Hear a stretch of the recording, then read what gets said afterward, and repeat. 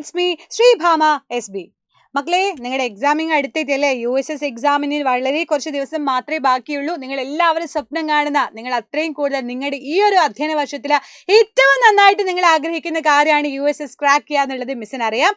So ഇനി വളരെ കുറച്ച് ദിവസങ്ങളിലൂടെ മക്കളെ 28-നാണല്ലേ, ഫെബ്രുവരി 28-നാണ് നിങ്ങൾക്ക് എക്സാം വരാം. ഇപ്പം തന്നെ ഏകദേശം എന്താണ് വളരെ അടുത്ത് എത്തിക്കഴിഞ്ഞു. ഇനി ആകെ വിരലിൽ എണ്ണാവുന്ന കുറച്ച് ദിവസങ്ങൾ മാത്രമേ ഉള്ളൂ. സോ ഏറ്റവും നന്നായിട്ട് പഠിക്കാൻ പറ്റുക, ഏറ്റവും ബെസ്റ്റ് ആയിട്ട് പഠിക്കാൻ പറ്റിയ ഒരു ടൈമാണ് ഇപ്പോൾ നിങ്ങളുടെ മുമ്പിലുള്ളത്. സോ മാക്സിമം യൂട്ടിലൈസ് ചെയ്യാതെ മക്കളെ നമ്മുടെ ലൈവുകൾ കാണുക, അതുപോലെ നമ്മുടെ മാരത്തോണുകൾ കാണുക, അതുപോലെ നമ്മുടെ കോണ്ടന്റ് വീഡിയോസ് കാണുക, നന്നായി തന്നെ പഠിക്കുക, ടെക്സ്റ്റ് ബുക്ക് തറവായിട്ട് പഠിക്കുക. അതാണ് ഏറ്റവും നന്നായിട്ട് നിങ്ങൾ ചെയ്യേണ്ട കാര്യം. മിസ് ജസ്റ്റ് കുറച്ച് കാര്യങ്ങളൊന്ന് USSന്റെ പറഞ്ഞുതരാം. അപ്പോൾ ഏറ്റവും ഇമ്പോർട്ടൻ്റ് ആയിട്ട് നിങ്ങൾ ചെയ്യേണ്ട കാര്യം 4 to 7 വരെയുള്ള ടെക്സ്റ്റ് ബുക്ക് കംപ്ലീറ്റ് ആയിട്ട് നിങ്ങൾ എന്ത് ചെയ്യുക, പഠിക്കുക. പഠിച്ചു കഴിഞ്ഞാൽ തന്നെ ഏകദേശം അതിലൊരു 50-60% നമ്മൾ സെറ്റാക്കി. പിന്നെ ബാക്കിയുള്ള കാര്യങ്ങൾ നമ്മൾ ക്വസ്റ്റ്യൻസ് പ്രാക്ടീസ് ചെയ്തുകൊണ്ടിരിക്കാം. സോ എന്ത് ചെയ്യുക, നല്ല രീതിയിൽ തന്നെ കോൺസെൻട്രേറ്റ് ചെയ്ത് പഠിക്കുക. എല്ലാ മക്കൾക്കും USS കിട്ടണം. അതിന് വേണ്ടി തന്നെയാണ് നമ്മുടെ സൈലോ നിങ്ങളുടെ കൂടെ തന്നെ ഉള്ളത്. സോ മക്കളെ, നമുക്കറിയാം നമ്മളെല്ലാവരും എന്താണ്, വിന്നേഴ്സ് ആണ്. നിങ്ങൾ വിന്നേഴ്സ് ആകണം അല്ലേ?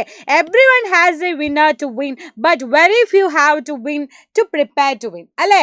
എന്താണ്, അവർ കുറച്ച് പേരെ മാത്രമേ എന്ത് ചെയ്യുന്നുള്ളൂ, പ്രിപ്പയർ ചെയ്യുന്നുള്ളൂ. അതിന് വേണ്ടിയിട്ട് പ്രിപ്പറേഷൻ മേക്ക് മാൻ പെർഫെക്റ്റ് എന്ന് വെച്ചാൽ പ്രിപ്പയർ ചെയ്തുകൊണ്ടേ ഇരിക്കുക, നന്നായിട്ട് നിങ്ങൾ പരിശ്രമിച്ചുകൊണ്ടേ ഇരിക്കുക, ഹാർഡ് വർക്ക് ചെയ്തുകൊണ്ടിരിക്കുക. എന്നാൽ ഷുവർ ആയിട്ടും നിങ്ങൾക്ക് അതിനുള്ള റിസൾട്ട് കിട്ടും. ഓക്കെ അല്ലേടാ മക്കളെ?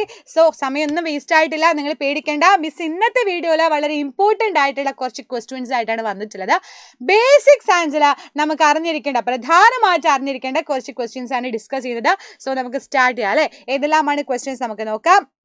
ഫസ്റ്റ് ക്വസ്റ്റ്യൻ, മേൽമണ്ണിനെ അപേക്ഷിച്ച് അടിമണ്ണിൽ ജൈവാംശത്തിന് എന്താണ് സംഭവിക്കുന്നത്? Organic content in the subsoil is dash as compared to the top soil എന്നാണ് പറയുന്നത്.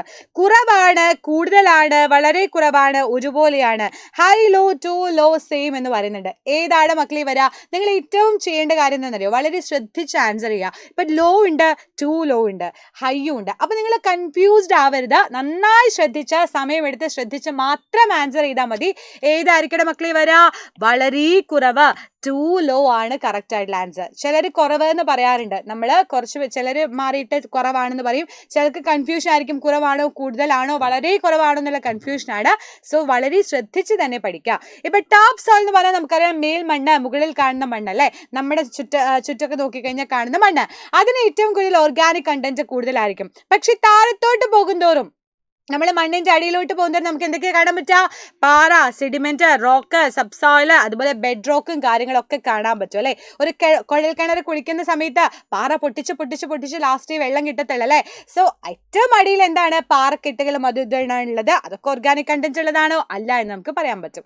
ക്ലിയർ അല്ലേ മക്കളെ? സോ മൺതരികൾക്ക് പുറമെ ജീവാവശിഷ്ടങ്ങളും ജീവജാലങ്ങളും അടങ്ങിയ മണ്ണിന്റെ ഏറ്റവും മുകളിലെ പാളിയാണ് നമ്മൾ ടോപ്പ് സോയിൽ എന്ന് പറയുക. സോ ടോപ്പ് സോയിലാണ് ഏറ്റവും കൂടുതൽ ഓർഗാനിക് കണ്ടന്റ് ഉള്ളത്. താഴത്തോട്ട് പോകുന്നവർ അത് കുറയുന്നു. പഠിച്ചു വെച്ചോളാം. നെക്സ്റ്റ് ക്വസ്റ്റ്യൻ, ശരീരത്തിലെ എല്ലാ കോശങ്ങൾക്കും ഓക്സിജൻ ലഭിക്കുന്നത് എങ്ങനെയാണ്? How do all the cells in the body get oxygen? എങ്ങനെയാ കിട്ടുന്നത് മക്കളെ? നമുക്കറിയാം ശ്വാസകോശം വഴിയാണോ അതോ രക്തത്തിലൂടെ, കലകളിലൂടെ, കാർബൺ ഡൈ ഓക്സൈഡിലൂടെ? ഏത് വഴിയാ കിട്ടുക? രക്തത്തിലൂടെ അല്ലടാ കിട്ടുക. നമ്മുടെ ബോഡി ഫുൾ എന്താണ്, ബ്ലഡ് ആണ് ഉള്ളത് അല്ലേ? കംപ്ലീറ്റ് എന്താണ്, ബ്ലഡ് ഓടിക്കൊണ്ടേയിരിക്കുകയാണ്. എന്താ ഈ ബ്ലഡ് ചെയ്തുകൊണ്ടിരിക്കുന്നത്? ബ്ലഡിനകത്ത് എന്ത് ചെയ്യുന്നുണ്ട്, അവർ ഓക്സിജൻ ഇങ്ങനെ സപ്ലൈ ചെയ്തുകൊണ്ടിരിക്കുന്നുണ്ട് അല്ലേ? നമ്മുടെ ബോഡിക്ക് വേണ്ട ഓക്സിജൻ, നമുക്ക് ഊർജ്ജം വേണം, എനർജി വേണമെങ്കിൽ എന്ത് വേണം മക്കളെ? ഓക്സിജൻ വേണം. സോ ബ്ലഡ് എന്ത് ചെയ്യുന്നു, അതിനുവേണ്ടി ഒരുപാട് ഹെൽപ്പ് ചെയ്യുന്നു.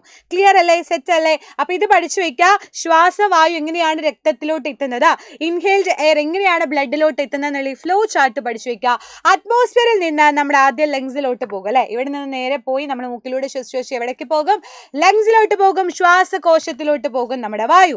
അത് കഴിഞ്ഞ് അതിനകത്ത് എന്തുണ്ട്, നമ്മുടെ ഓക്സിജൻ ഉണ്ട്. ഓക്സിജൻ എന്ത് ചെയ്യുന്നു, ഓക്സിജനും അതിനകത്തോട്ട് പോകുന്നു. ബ്ലഡ് വഴി നേരെ അത് എല്ലാവിടേക്കും സപ്ലൈ ചെയ്യുന്നു. തല മുതൽ നമ്മുടെ അടി വരെ എന്തുണ്ട്, രക്തമുണ്ട്, ബ്ലഡ് ഉണ്ട് അല്ലെ? സോ അത് എന്ത് ചെയ്യുന്നു, വേണ്ട സെല്ലുകളിലോട്ട് എല്ലാം എത്തിക്കുന്നു. അപ്പൊ സെല്ലുകൾ അതിന് വേണ്ടിയിട്ടുള്ള പ്രവർത്തനങ്ങൾ ചെയ്യുന്നു. അത് കഴിഞ്ഞ് സെല്ല് അതെല്ലാ പ്രവർത്തനങ്ങളും കഴിഞ്ഞ് ബാക്കിയാകുന്ന കാർബൺ ഡൈ ഓക്സൈഡ് ബ്ലഡിലോട്ട് പിന്നെയും കൊടുക്കുന്നു. ആ ബ്ലഡ് നേരെ നമ്മുടെ കാർബൺ ഡൈ ഓക്സൈഡ് എങ്ങോട്ട് കൊടുക്കുന്നുടാ, ലങ്സിലോട്ട് കൊടുക്കുന്നു. അപ്പൊ ലങ്സിൽ എന്താണ്, നമുക്ക് വേണ്ടാത്ത കാർബൺ ഡൈ ഓക്സൈഡ് പുറത്തോട്ട് നമ്മുടെ നോസ് വഴി, നമ്മുടെ മൂക്ക് വഴി പുറത്തോട്ട് കളയാണ് ചെയ്യുന്നത്. സോ ഓക്സിജൻ ഇങ്ങനെ ഉള്ളിൽ പോകുന്ന, കാർബൺ ഡൈ ഓക്സൈഡ് എങ്ങനെയാ പുറത്ത് വരുന്നത് എന്നുള്ളത് പഠിച്ചു വയ്ക്കുക. ഇമ്പോർട്ടൻ്റ് ആണ്, ശ്രദ്ധിക്കാം. അപ്പൊ നെക്സ്റ്റ് ക്വസ്റ്റ്യൻ, ജലത്തിന്റെ പി എച്ച് ക്രമീകരിക്കുന്നതിനായി ഉപയോഗിക്കുന്ന രാസവസ്തു ഏതാണ്? Which chemically use to regulate the P H of water എന്ന് ചോദിക്കുന്നുണ്ട്. Alum, lime, potassium permanganate, sodium chloride. ഏതാണ് മക്കളെ വരാ? നമുക്കറിയാം കുമ്മായം, ലൈം ആണ് വരുന്നത് അല്ലെ. അപ്പൊ നിങ്ങളുടെ for a pollution free nature എന്ന് പറയുന്ന ചാപ്റ്ററിൽ ഒരു വാട്ടർ ട്രീറ്റ്മെന്റ് പ്ലാന്റിന്റെ കാര്യം പറയുന്നുണ്ട്. വളരെ ഇമ്പോർട്ടന്റ് ആണ്, പഠിച്ചു വെക്കുക. വളരെ വളരെ ഇമ്പോർട്ടന്റ് ആയിട്ടുള്ള സ്റ്റെപ്പുകളാണ്. അതിൽ എയറേഷൻ ഉണ്ട്, കൊയാഗുലേറ്റർ ഉണ്ട്, ക്ലാരിഫ്ലോക്കുലേഷൻ, ഫിൽറ്റർ, ക്ലോറിനേഷൻ, ശുദ്ധജല സംഭരണി. ഇങ്ങനെയാണ് നിങ്ങൾക്ക് വരുന്നത് അല്ലെ. Water, then aerator, coagulator, clariflocculator, filter, chlorinator, pure water reservoir ആണ്. അതിൽ ആ സ്റ്റെപ്പുകളും പഠിച്ചു വെക്കുക. വളരെ വളരെ വളരെ ഇമ്പോർട്ടന്റ് ആണ് എന്താ ഈ ഒരു ഡയഗ്രാം. ഓക്കെ, അപ്പൊ എയറേഷൻ എന്ന് പറയുമ്പോൾ ആദ്യം നമുക്കറിയാം എന്താ, വാട്ടർ ശുദ്ധീകരിക്കുക, ജലം ശുദ്ധീകരിക്കുക പറയുമ്പോൾ അതിനകത്തുള്ള മാലിന്യങ്ങളൊക്കെ നമ്മൾ നീക്കം ചെയ്യണം. സോ അതിനുവേണ്ടി ഓക്സിജൻ സപ്ലൈ നന്നായിട്ട് കൊടുക്കാൻ വേണ്ടിയിട്ടാണ് എയറേറ്റർ ഹെൽപ്പ് ചെയ്യുന്നത്. ഓക്സിജന്റെ അളവ് ഇൻക്രീസ് ചെയ്യുന്നു. ദെൻ കൊയാഗുലേറ്ററും വളരെ പ്രധാനപ്പെട്ട അതിലൊരു സ്റ്റെപ്പാണ്. അതിലാണ് നമ്മുടെ നായകൻ വരുന്നത് അല്ലെ. ആര് വരുന്നത്? ആലം ചേർക്കുന്നു. പി എച്ച് മൂല്യത്തില് എന്താണ് ഇങ്ങനെ നമ്മൾ മാക്സിമം അതിലില്ലാത്ത വേണ്ടാത്ത സാധനങ്ങളൊക്കെ റിമൂവ് ചെയ്യാണ് ചെയ്യുന്നത്. സോ ജലത്തിൽ കിടക്കുന്ന ഖരപദാർത്ഥങ്ങളെ അത് അടിയിക്കുന്നു. അപ്പൊ പി എച്ചിൽ ചേഞ്ച് വരുമ്പോൾ പി എച്ച് ക്രമീകരിക്കാൻ വേണ്ടി നമ്മൾ ആഡ് ചെയ്യുന്നതാണ് മക്കളെ എന്ത്, നമ്മുടെ കുമ്മായം അല്ലെ, ആലം ചേർക്കാണ് ചെയ്യുന്നത്. അത് പഠിച്ചു വെക്കുക, ഇമ്പോർട്ടൻസ് ആണ്. ദെൻ ക്ലാരിഫ്ലോക്കുലേഷൻ ആണെങ്കിൽ മാലിന്യങ്ങൾ അടിഞ്ഞ ശേഷം തെളിഞ്ഞ വെള്ളം ഫിൽറ്ററിലേക്ക് കടത്തിവിടാൻ വേണ്ടി ഹെൽപ്പ് ചെയ്യുന്ന ആളാണ്. ആൻഡ് ഫിൽട്രേഷൻ മാക്സിമം ഫിൽറ്റർ ചെയ്യുന്നു, അതിൽ വേണ്ടാത്ത എല്ലാ മാലിന്യങ്ങളെയും മാക്സിമം അത് റിമൂവ് ചെയ്യുന്നു. ദെൻ ക്ലോറിനേഷൻ ചെയ്യുന്നു. നമ്മൾ ക്ലോറിനേറ്റ് ചെയ്തിട്ടുള്ള വാട്ടറിൽ എപ്പോഴും കുടിക്കുക. നിങ്ങൾ ചിലപ്പോൾ വെള്ളം കുടിക്കുമ്പോൾ ഒരു ക്ലോറിന്റെ ടേസ്റ്റ് ഫീൽ ചെയ്യാറില്ലേ? What is the reason? എന്താ റീസൺ? നമ്മൾ ക്ലോറിൻ വാതകം അതിലൂടെ കടത്തിവിടുന്നുണ്ട് അല്ലെ. സോ അത് കടത്തിവിടുമ്പോൾ എന്താണ്, അതിലൂടെ അണുവിമുക്തമാക്കാൻ വേണ്ടിയിട്ട് നമ്മളത് യൂസ് ചെയ്യുന്നു. ദെൻ ലാസ്റ്റ് നമ്മളത് എന്ത് ചെയ്യുന്നു? സ്റ്റോർ ചെയ്യുന്നു. സോ എയറേഷൻ എന്ന് പറയുമ്പോൾ ഓക്സിജൻ, വാട്ടറിൽ ഉണ്ടാവുന്ന ഓക്സിജന്റെ അളവ് എമൗണ്ട് ഇൻക്രീസ് ചെയ്യാണ്. ദെൻ കൊയാഗുലേഷൻ ഇമ്പോർട്ടൻറ്റ് സ്റ്റെപ്പാണ് വാട്ടർ ട്രീറ്റ്മെന്റിൽ. And sedimentation of solid particle into present in the വാട്ടറിൽ സെഡിമെന്റ് ചെയ്യുന്നു. അത് കഴിഞ്ഞിട്ട് പി എച്ചിന് എന്ത് ചെയ്യുന്നു? ആലം ചേർക്കുന്നു. For what is the reason? P H scale decrease വരുന്നത് ക്ലിയർ ചെയ്യാൻ വേണ്ടിയിട്ട് ആലം ചേർക്കുന്നു. Then lime also added for that അല്ലേ. എന്തായാലും ആഡ് ചെയ്യുന്നത് ലൈമാണ് ആഡ് ചെയ്യുന്നത്, കുമ്മായമാണ് ആഡ് ചെയ്യുന്നത്. സോ പി എച്ച് ചേഞ്ച് വരുമ്പോൾ ഏതാ ആഡ് ചെയ്യാന്ന് ഓഫ് കോഴ്സ് നമുക്ക് പറഞ്ഞൂടെ, കുമ്മായമാണെന്ന് പറയാൻ പറ്റും. ക്ലിയർ അല്ലേ? ദെൻ ക്ലാരിഫ്ലോക്കുലേഷൻ ആണെങ്കിൽ സോളിഡ് വേസ്റ്റ് ആയിട്ടുണ്ടാവുന്ന ബാക്കി സാധനങ്ങളൊക്കെ സെറ്റിൽ ഡൗൺ ചെയ്യുന്നു. ദെൻ ഫിൽട്രേഷൻ ചെയ്യുന്നു. ഫിൽട്രേറ്റ് ചെയ്തിട്ടുള്ള സാധനത്തെ നേരെ നമ്മൾ ക്ലോറിനേറ്റ് ചെയ്യുന്നു. For what is the reason? എന്ത് റീസൺ? സ്റ്റെറിലൈസ് ചെയ്യാൻ വേണ്ടിയിട്ട്, വാട്ടറിനെ സ്റ്റെറിലൈസ് ചെയ്യാൻ വേണ്ടി. ദെൻ ലാസ്റ്റ് സ്റ്റോറേജ് ചെയ്യുന്നു. അത് പഠിച്ചു വെക്കാടാ, ഇമ്പോർട്ടൻ്റ് ആണ്. ഓക്കെ, അടുത്ത ക്വസ്റ്റ്യൻ, മണ്ണിന്റെ ജൈവാംശം പരിശോധിക്കുന്നതിനായി ഉപയോഗിക്കുന്ന രാസവസ്തു ഏതാണ്? Chemical use to test organic matter in the soil. നമുക്കറിയാം ഇത് ഇമ്പോർട്ടന്റ് ആണെന്ന് എപ്പോഴും നമ്മൾ പറയുന്നതാണ് അല്ലെ. എക്സാമിനും ചോദിക്കും, നമ്മുടെ USSനും ചോദിക്കാൻ സാധ്യതയുള്ള ഒന്നാണ് ഹൈഡ്രജൻ പെറോക്സൈഡ് അല്ലേ. ഏതാണ് മക്കളെ? ഹൈഡ്രജൻ പെറോക്സൈഡ് ആണ് കറക്റ്റ് ആയിട്ടുള്ള ആൻസർ അല്ലേ. എങ്ങനെയാണ് നമ്മൾ ടെസ്റ്റ് ചെയ്തിട്ടുണ്ടായിരുന്നത്? നമ്മൾ കുറേ മണ്ണുകൾ സെലക്ട് ചെയ്യും, അതിലെല്ലാം ഹൈഡ്രജൻ പെറോക്സൈഡ് ആഡ് ചെയ്യുമ്പോൾ ഏറ്റവും നന്നായിട്ട് പതഞ്ഞു പൊങ്ങുന്നത് എന്തോ അതാണ് ഓർഗാനിക് കണ്ടന്റ് കൂടുതലുള്ള സാധനം. അപ്പൊ ഇതിൽ നോക്കൂ, ഇതില് മണല്, ചെമ്മണ്ണ്, മരങ്ങൾ നിറഞ്ഞ സ്ഥലത്തെ മണ്ണുണ്ട്. സോ ഓഫ്കോഴ്സ് നമുക്കറിയാം മരങ്ങൾ നിറഞ്ഞ സ്ഥലത്തെ മണ്ണായിരിക്കും നന്നായിട്ട് അതിലാണ് പതഞ്ഞു പൊങ്ങുക. എന്ത് കാണിക്കുന്ന പറയുന്നത്? എഫറസൻസ് കാണിക്കും. എന്തുകൊണ്ട്? അതിനകത്തുള്ള ഓക്സിജൻ പുറത്തോട്ട് വരുന്നത് കൊണ്ട്. സോ ഹൈഡ്രജൻ പെറോക്സൈഡ് വിഘടിച്ച് സ്വതന്ത്രമാകുന്ന ഓക്സിജൻ പതഞ്ഞ് പൊന്തുന്നത് മൂലമാണ് അവിടെ എന്താണ് നമുക്ക് മനസ്സിലാകുന്നത്? ഒരു മണ്ണിൽ ഓർഗാനിക് കണ്ടന്റ് കൂടുതലുണ്ടോ, ജൈവാംശം കൂടുതലുണ്ടോ എന്ന് നമുക്കറിയാൻ പറ്റുന്നത്. ക്ലിയർ അല്ലേടാ? അപ്പൊ hydrogen peroxide dissociated faster in soil with high organic content. ഇതും പഠിച്ചു വെക്കുക, ഇമ്പോർട്ടന്റ് ആണ് കേട്ടോ. ഓക്കെ അല്ലേ? സോ ഇതെല്ലാം എന്താണ്? ഇനി വേറൊരു പോയിന്റ് ആയിട്ട് നിങ്ങൾ അറിഞ്ഞു വെക്കേണ്ട ഒരു കാര്യമാണ് reason for the variation of water content in the different type of soils. ഓരോന്നിലും ഡിഫറെന്റ് ആയിട്ടുള്ള വാട്ടർ കണ്ടന്റ് ഉണ്ടാകാനുള്ള റീസൺ എന്താ ചോദിച്ചാൽ ഇതെല്ലാം നിങ്ങൾക്ക് എഴുതി വെക്കാം. ചിലപ്പോൾ എക്സാമിന് ചോദിക്കും.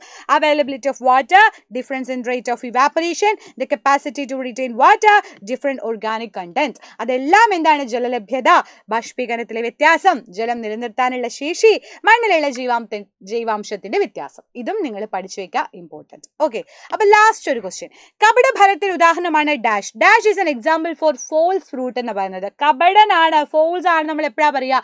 ഒരാളെ നോക്കിയിട്ട് അയാൾ അഭിനയിക്കുകയാണെങ്കിൽ, നമ്മുടെ ലൈഫിൽ തന്നെ ഒരാളുണ്ടാവും ചിലപ്പോൾ അഭിനയിക്കുന്ന ആൾ, നമ്മുടെ മുമ്പിൽ ഭയങ്കര അഭിനയമായിരിക്കും, ഭയങ്കര സ്നേഹമായിരിക്കും, അപ്പുറത്ത് പോയിട്ട് നൈസായിട്ട് നമുക്ക് പണി തരുന്ന ഫ്രണ്ട്സ് ഇല്ലേ? നമുക്ക് ഉണ്ടായിട്ട് എല്ലാവർക്കും ഉണ്ടായിട്ടുണ്ടാവും അല്ലെ. സോ അതുപോലെ ഒരു കപടനായിട്ടുള്ള ഫ്രൂട്ട് ഉണ്ട്. ആരാണതെന്നാ ചോദിക്കുന്നത്? ജാക്ക് ഫ്രൂട്ട് ആണോ, മാംഗോ ആണോ, കാഷ്യൂനട്ട് ആണോ, കസ്റ്റാർഡ് ആപ്പിൾ ആണോ? ഏതാണ് മക്കളെ വരിക? നമുക്കറിയാം കാഷ്നട്ട് ആണ് അല്ലെ, കശുമാവാണ്. അപ്പൊ ഫോൾസ് ഫ്രൂട്ട്, അഗ്രിഗേറ്റ് ഫ്രൂട്ട് എന്നൊക്കെ പറഞ്ഞ കുറേ എണ്ണം നിങ്ങൾക്ക് പഠിക്കാനുണ്ടായിരുന്നു. അതിൽ ഫോൾസ് ഫ്രൂട്ട് എന്ന് പറഞ്ഞു കഴിഞ്ഞാൽ പൂഞ്ഞെട്ട്, പുഷ്പാസനം തുടങ്ങിയ ഭാഗങ്ങൾ വളർന്നതുപോലെ നമുക്ക് ഫീൽ ചെയ്യും. പക്ഷേ അതെന്താണ് ശരിക്കും? സാധാരണ നമുക്കറിയാം ഒരു ഫ്രൂട്ട് ഉണ്ടാകണമെന്നുണ്ടെങ്കിൽ നമ്മുടെ ഫ്ലവറിൽ നിന്നൊക്കെ വിരിഞ്ഞൊക്കെയാണ് ഉണ്ടാവുക അല്ലെ, ഫെർട്ടിലൈസേഷൻ ഒക്കെ ചെയ്തിട്ടാണ് ഉണ്ടാവുക. ഇവിടെ നേരെ എന്താ സംഭവിക്കുന്നത്? പൂഞ്ഞെട്ട്, പുഷ്പാസനം തുടങ്ങിയ ഭാഗങ്ങളാണ് ഫ്രൂട്ടായിട്ട് മാറുന്നത്. അത് നിങ്ങൾ ആലോചിച്ച് വെക്കുക. പെഡിസലും തലാമസും ആണ് എന്തായിട്ട് മാറുന്നത് മക്കളെ? ഫ്രൂട്ട് ആയിട്ട് മാറുന്നത്. അപ്പൊ അങ്ങനെയാകുന്നതിനെ നമ്മൾ എന്ത് പറയും? ഫോൾസ് ഫ്രൂട്ട്, കപടഫലം എന്ന് പറയും. പഠിച്ചു വെക്കുക, ഇമ്പോർട്ടൻറ്റ്. അതുപോലെ അഗ്രിഗേറ്റ് ഫ്രൂട്ട്, പുഞ്ചഫലം, സംയുക്ത ഫലം എന്നൊക്കെ പറഞ്ഞ് കുറേ എണ്ണം നിങ്ങൾക്ക് പഠിക്കാറുണ്ടായിരുന്നു. അതും പഠിച്ചു വെക്കുക. നിങ്ങൾ മുമ്പ് പഠിച്ച ചെറിയ ക്ലാസ്സുകളിൽ പഠിച്ചതും എക്സാമിന് ചോദിക്കാൻ സാധ്യതയുണ്ട്. സോ മക്കളെ, ഇമ്പോർട്ടൻ്റ് ആയിട്ടുള്ള കുറച്ച് ക്വസ്റ്റ്യൻസ് വളരെ കുറഞ്ഞ സമയം കൊണ്ട് നമ്മൾ ഡിസ്കസ് ചെയ്തു. ഇനിയും ഒരുപാട് ക്വസ്റ്റ്യൻസ് മിസ്സിന്റെ കയ്യിലുണ്ട്. അതെല്ലാമായിട്ട് അടുത്ത വീഡിയോയിൽ മിസ് വരും. സോ അതുവരേക്കും bye dear, see you, by.